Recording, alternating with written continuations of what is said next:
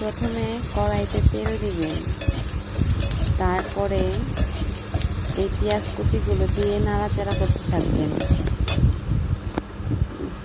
যতক্ষণ পর্যন্ত পেঁয়াজটা ভালো করে ভাজা না হয়।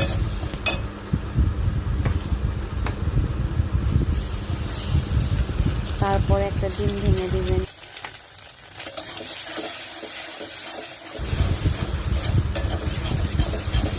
ডিম ভেঙে দেওয়ার পরে এরকমভাবে নাড়তে চাড়তে থাকবেন।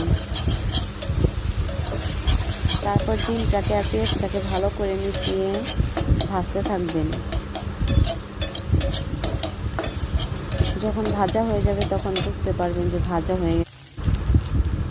তারপরে কি করবেন, সয়া সস একটুখানি দিয়ে দিবেন। আমি এখানে অল্প একটুই দিতেছি।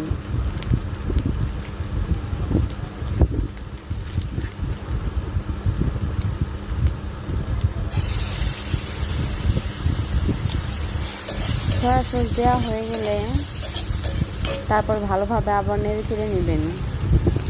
তারপরে কিছুক্ষণ নাড়াচাড়া করার পরে আবার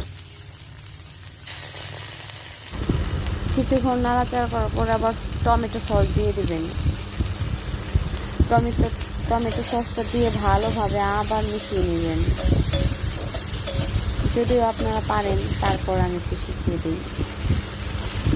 তারপরে কেটে রাখা রুটি আর একটু আলু ভাজি ছিল, আমি দিয়ে দিয়েছি, আপনারা নাও দিতে পারেন।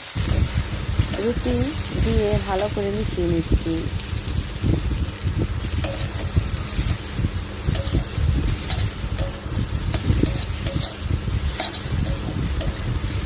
ভালো করে মেশানো হয়ে গেলে পরিমাণ মতো ম্যাগি মশলা দেবেন। বেশি হলে বেশি দিবেন, কম হলে কম দিবেন, যার যার পরিমাণ অনুযায়ী দিবেন। এই রেসিপিটা যদি না খেয়ে থাকেন একবার ট্রাই করবেন। বেঁচে থাকা যদি রুটি থাকে, বেঁচে যাওয়া